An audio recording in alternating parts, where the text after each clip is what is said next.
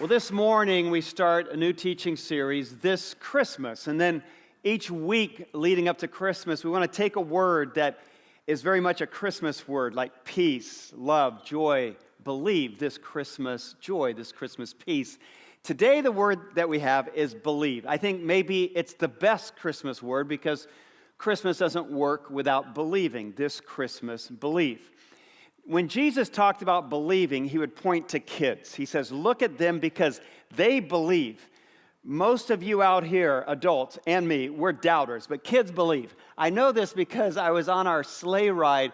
We had a sleigh ride going on Friday night through the Grove. By the way, this was not Clydesdales pulling a wagon. This was, we're in Arizona, so it was a quad. This was a Zony Christmas ride. And so we had a trailer with a quad pulling it through here. And there's a bunch of kids on there, and I'd gotten on with Veronica. And this one young guy, he says, and he's announcing it really to everyone on the hayride. He says, hey, I just found Santa's number on the internet. I've been texting him.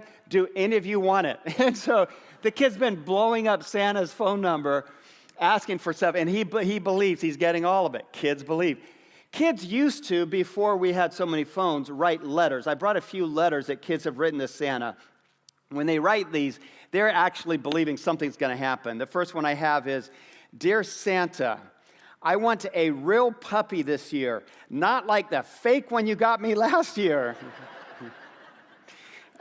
Please don't forget, even if Mommy and Eric say no, love Shayna. All right, here's another one. It's Claire again. I don't know what that means. Like, how many times? She's just blowing him up with letters. All right, Claire again. Stalking Santa. I'm writing for my 9-year-old brother named Mitch. So she's writing on behalf of her brother. He wants a binder, hole puncher. Now, can we just pause here? What kid asked for a hole puncher for Christmas?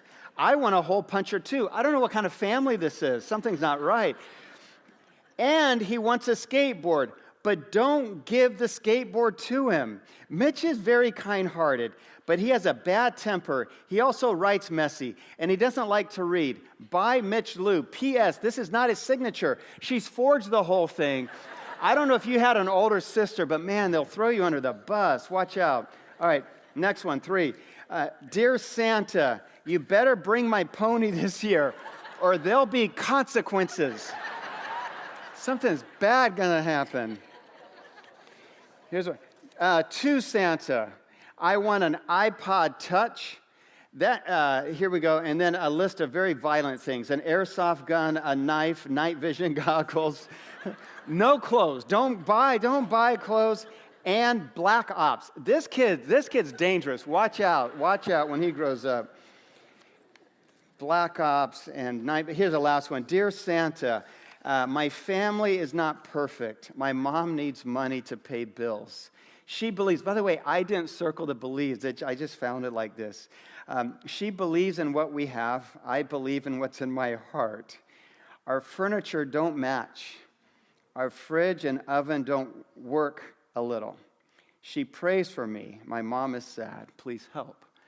Wow, you know, kids write those words and they mean them and they believe. When kids pray, they believe. Sometimes when we pray, we doubt.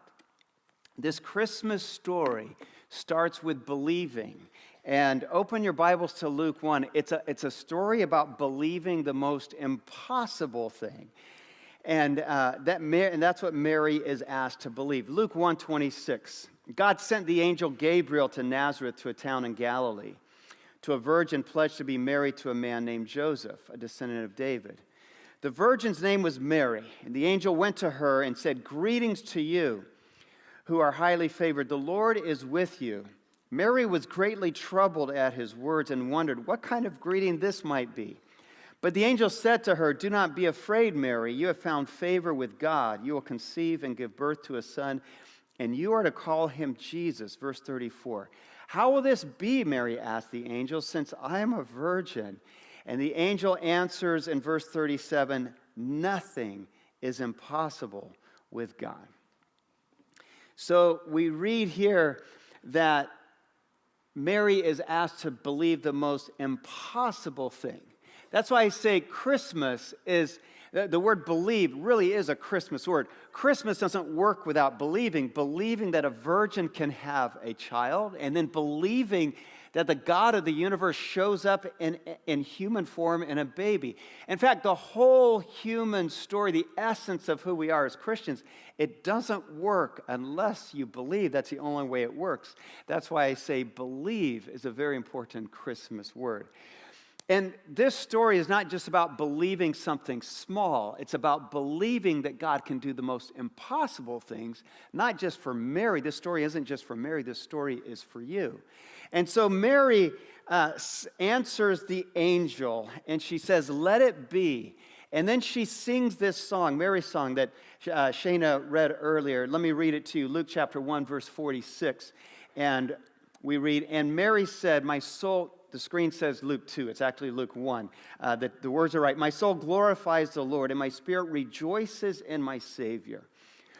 For he has been mindful of my humble estate." Let me pause here.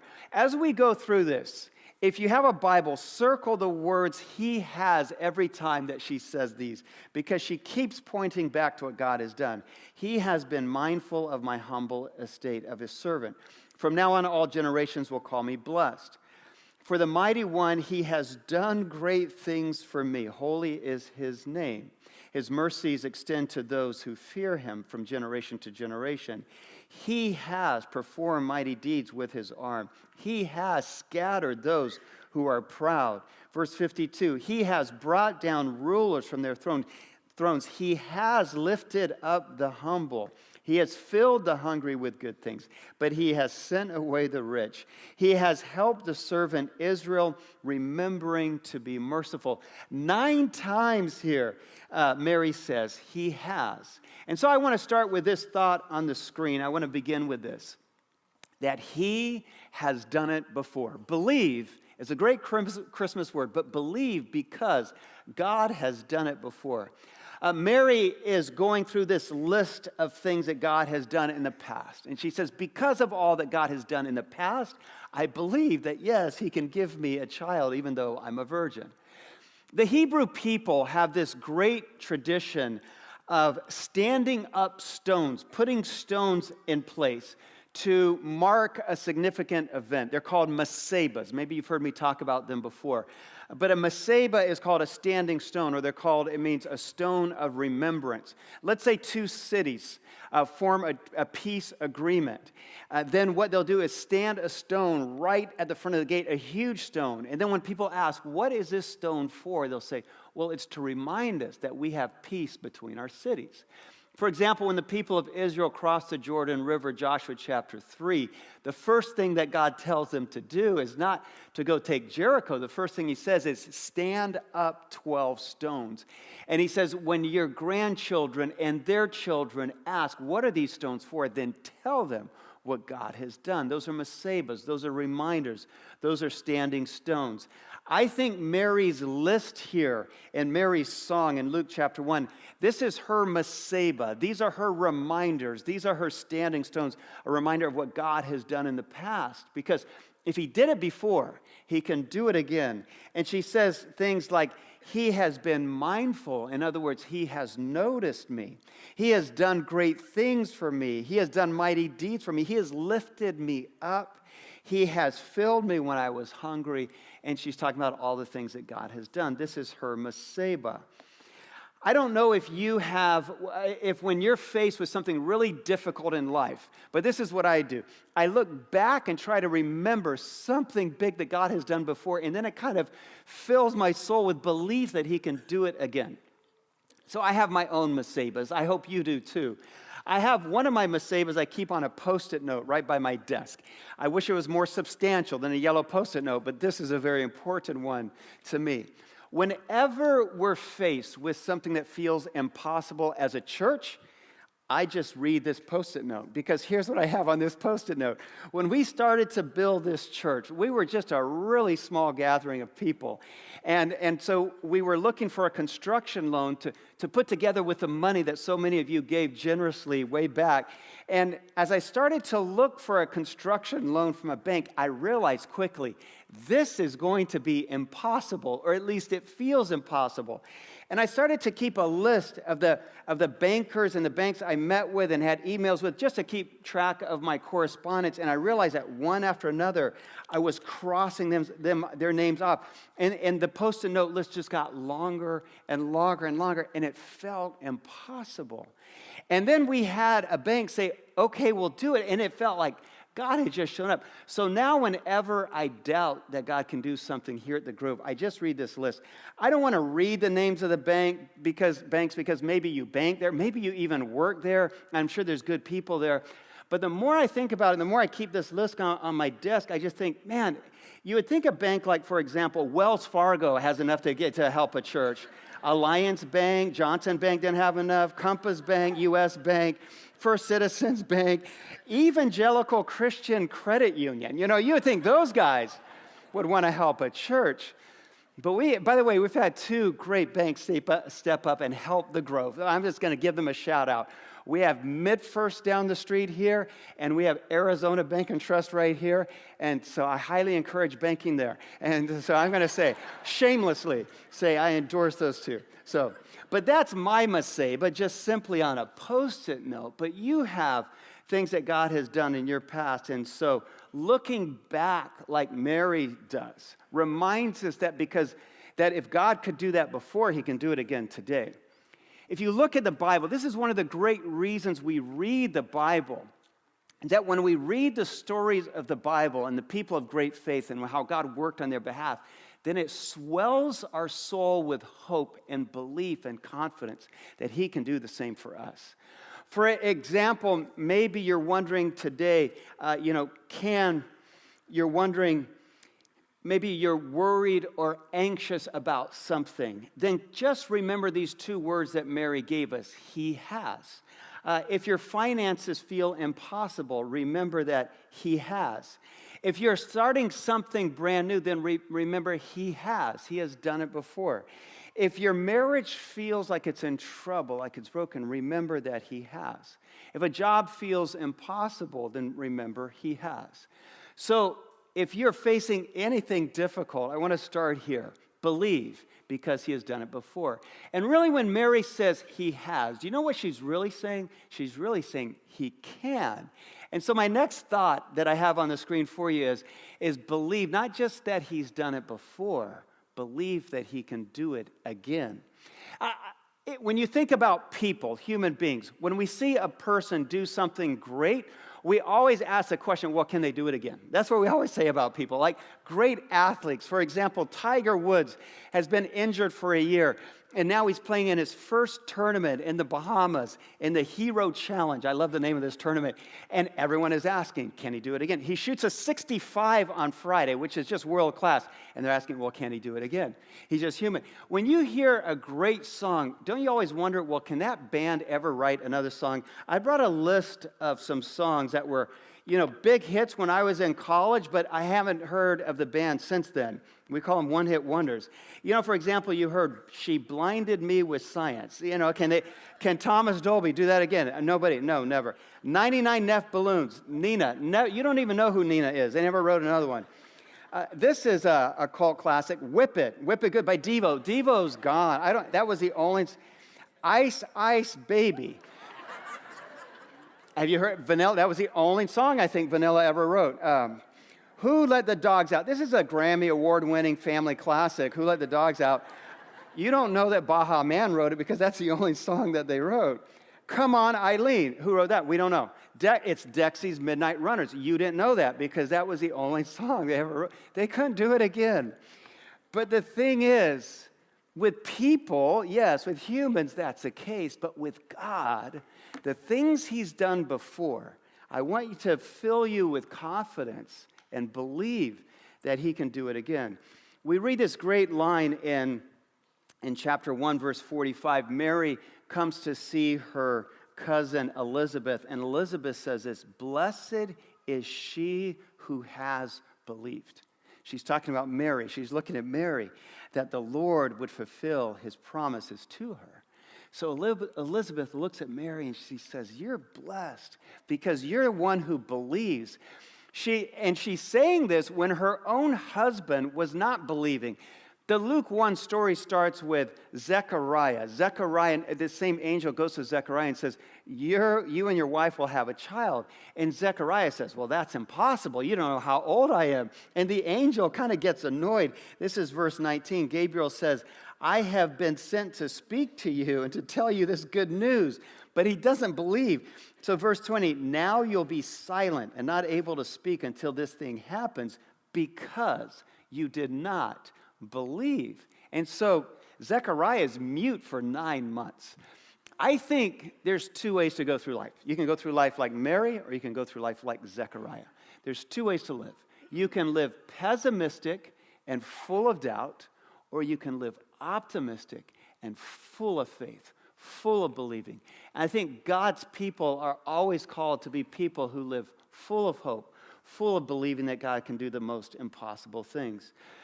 I said if you really want your heart to swell with believing, then read the Bible more. Because, for example, maybe you're facing a sickness and you're wondering, well, can God heal me? Can I just say this? Well, he's done it before. If you read the stories of Jesus, he healed so many people. He's done it before. He can do it again. Maybe for years you've been saying, God, will you ever give me a husband or a wife? I want to say, read the Bible. Or a husband or a wife. Read the Bible. You get to the book of Ruth, and he gives her a husband. He's done it before. He can do it again. Maybe it's been years you've been praying for a child, and it feels impossible to have a son or a daughter. But that was the same story that Hannah had and Elizabeth had. And God has done it before. He can do it again. Maybe you're a single mother and you feel like you can never make ends meet. But then we have this great story in the Old Testament of this woman who comes to Elijah and he fills all of her jars. God fills all of her jars with oil. He did it before. He can do it again. That's the reminder there. I think a lot of times we doubt. A lot of times we take very small steps of faith. That's not the kind of challenge that I want to give you today. I want to give you the challenge to take a leap of faith. Sometimes theologians and writers write about the leap of faith, not just a small step. I think, for example, when Peter stepped out of the boat, he jumped out of the boat. And my invitation to you is to look at the most impossible thing that you're faced with right now and take a leap of faith. It's kind of like this. If you've ever been at the top of a mountain to ski, and hopefully you get a chance to ski or snowboard this winter, but when you get to the top, you can't just partway ski down a mountain. You have either you're all in or you're not. I know that because that's how I learned to ski. When I was 17 years old, my oldest brother took me and my twin brother skiing in Montana. And I'd grown up in the jungle in Africa, so I had never been skiing till I was 17. And he takes us to a mountain called Big Sky. It's a resort in Montana near Kalispell. And we go up the lift. And he's taking us up this lift, and it's going way up the mountain. I said, Bill, this is a big mountain.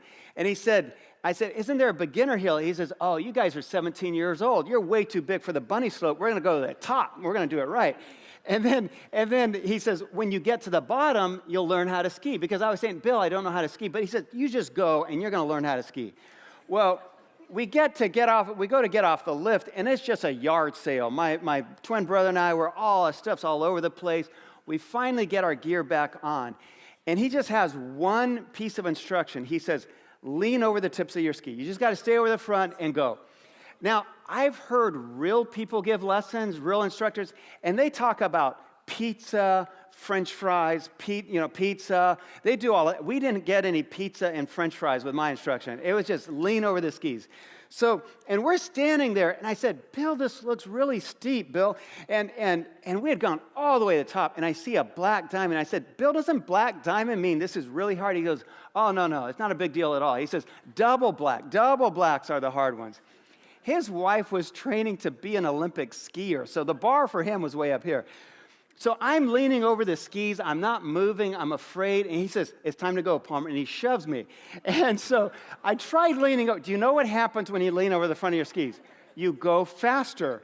But we didn't learn pizza and french fries, so I didn't know how to stop. And I just shot across down about 100 yards, then off this bank and into 2 pine trees, dropping down like 10, 15 feet. Someone put my bindings on too tight because my skis got wedged in the tree. I'm not making this up. On my mother, I'm hanging upside down. My head's this far from the snow, and I'm yelling, Bill. And he comes, he takes off his skis. He's really annoyed. Palmer, I don't even know how you did this. How'd you get in a tree upside down? Bill, this is how you taught me to ski, Bill. This is how you learned me. But he's right. We just kept going down the hill and crashing and almost dying. But I learned to ski that day. By the time I got to the bottom, I could ski. But when you're standing there, there's no part way in. It's that leap of faith. And sometimes spiritually, we try to take all these small steps. And I want to say the leap of faith is what you need to take. Maybe that's what God has for you. Because either you're in or you're not. Soren Kierkegaard, the philosopher and theologian, used to write about this idea. And he says, your leap of faith is not a leap of faith based on no good reason. He says, your leap of faith you take because of very good reason. You see, if you look back in Scripture or your own life and you see what God has been faithful to do, then all of a sudden you can take these bold, brave steps and leaps of faith. You know, if you have sons or daughters, you know what this is like. Can I see the hands of everyone who's raised a son or a daughter, or raising in the middle of it? And, okay, so when they turned like 3 or 4 years old, you taught them how to swim. And if you did it like me, you take them to the edge of the pool and you get in the water, and then you say, jump in. And they're going to hesitate. They say things like, I don't have my floaties on my arms, I'm going to drown. And you'll say, no, jump in, I'll catch you, and you're going to learn to swim. And they'll stand there and they'll look at you for a long time like, can this person be trusted? They're only 3 or 4 years. They don't have that many years to base it on. Can he be trusted? And then they think, yes, I think my father or my mother loves me. And they don't make me drown. I believe. And I think they look strong enough. I've seen them open pickle jars. They can catch. And so in this moment of faith, they jump into your arms and you catch them. And then they jump in again. And then they want to jump off the diving board or off a rock on the edge of the pool. They want to jump off everything because you're there and you catch them over and over. And finally, they learn to swim. But do you know what happens if that child comes to the edge of the pool and they stand there and they go, I don't think he'll ever catch me. I don't think she'll do it. She's going to let me drown. He's going to drop me. Do you know what happens if in that doubt they turn and walk away? Then they never learn that you can be trusted. They'll say to themselves, I'm not the kind of person who takes great risk. That's not for me. And so for the rest of their life, they don't trust you so much, and they don't live as a person of faith or of risk who believes. I say that because I think spiritually it's like that with us. Our God is standing there with these big old huge arms, and he's saying, take that leap of faith. And sometimes we stand at the edge of the pool and then we walk away. We don't believe that he's going to catch us or that he can do it again. So I just want to say this morning, believe that he's done it before. He can do it again for you. We have this moment in Mark chapter 9 where a man brings his son to Jesus. And the man says, can you heal my son? And Jesus makes this great statement. He says, everything is possible for the one who believes.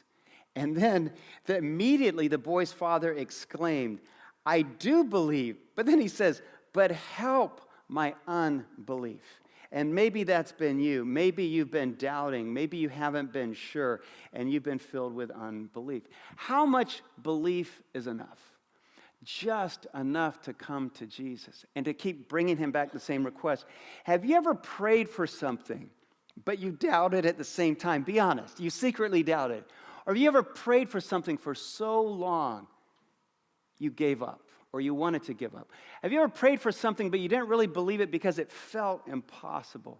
I know that's been the case in my life. I've prayed a lot of prayers I didn't quite believe. And then God answers those. But I have to stick with it. You have to stick with it. I know, for example, in my own life, I had a job. Maybe this has been your story. I had this great job in Wheaton, Illinois as a college pastor. I would tell people if someone offered me $1 million to take another job, I would not take it because I love that job so much. I thought I had the best job that anybody, 28, 30 years old could ever want, to be a college pastor in a college town working with college students. But after I'd been working there for like 7 years, and maybe you've been there, you felt like, well, maybe I should be doing something else, something other than college ministry. And so I quit. By the way, if you love a job, be very careful about quitting that job. It could be. So I quit, and I took another job as a pastor working with adults, big grown people like you. And after 9 months, I was like, this is the worst job in the world. I can't believe I quit the best job in the world. And so I walked away from that, and I moved my family to Africa. And for 2 years, and I miss being in the pastorate, and for 2 years I prayed, God, I'm ready to go back in as a pastor, but please give me a place somewhere that I'll love being. Give me the best job in the world again. And I didn't think it was fun. I'm going to be honest with you. I didn't think I would ever be as satisfied in what I was doing in the pastorate as I had done before as a college pastor. And then God opened the doors for Veronica and me to move here to Chandler. And then I got to help start the Grove. And now can I tell you again, I'm going to be honest with you, I feel like I have the best job in the world. I feel like when I get up in the morning, there's nothing I would rather do. And maybe that's been your story. Maybe you prayed for something like, I prayed for 3 years for that job again. And maybe it's been years and you feel like God isn't answering it. Can I just say, keep praying, keep believing. And I'll say what I already said, He can do it again. Here's the last thought that I have for you this morning.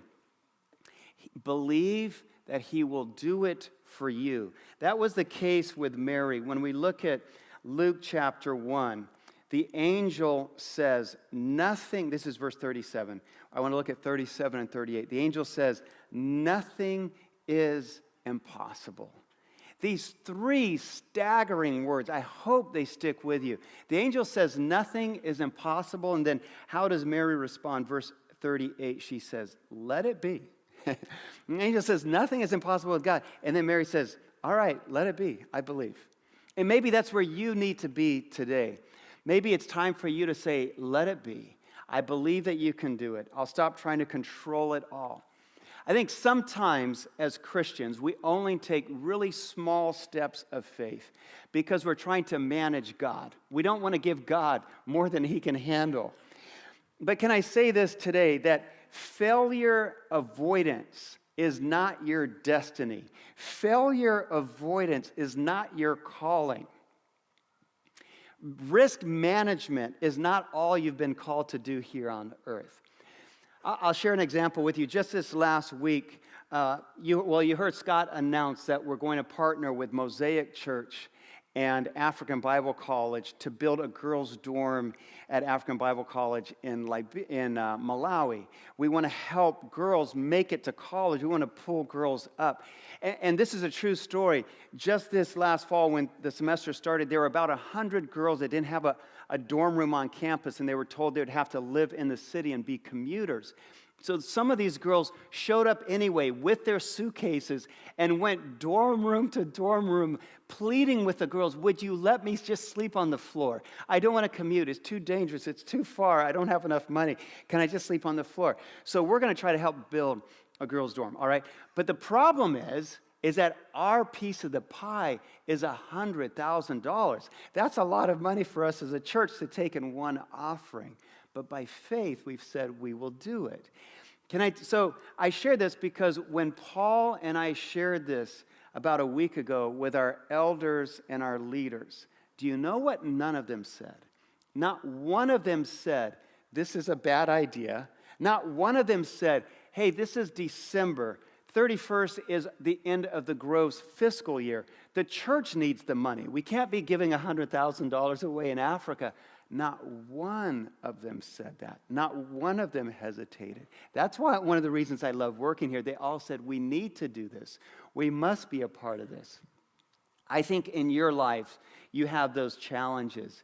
And when you hear the words of the angel, nothing is impossible, I hope that you believe like Mary does. In verse 45, we see this connection that Elizabeth, her cousin, makes. Elizabeth says, blessed is she who believed. Do you see that? When you believe, God blesses your belief. So if you are if you're filled with uncertainty this Christmas, can I remind you to read the Bible more? May it fill your soul with courage and belief that God can do the things again that he's done in the past. And maybe you have your it's impossible list. And I want to say whatever is on your list of things that are impossible, it's not impossible for God. Maybe, and I have written down a few things. Maybe it feels impossible that she or he will love you back. Can I just remind you, nothing is impossible with God. Or maybe it feels impossible that he will come back home or she will come back home. Nothing is impossible with God. Maybe it feels impossible that you will ever climb out of debt. Nothing is impossible with God. Maybe it feels impossible that you'll ever graduate or finish the degree. Nothing is impossible with God. Maybe it feels impossible that he would forgive you or she will ever forgive the things that you did, or that God would forgive you. Can I say nothing is impossible with God? Maybe you've been praying for a family member or for a friend to give their life to Jesus Christ, and it feels impossible. Nothing is impossible with God.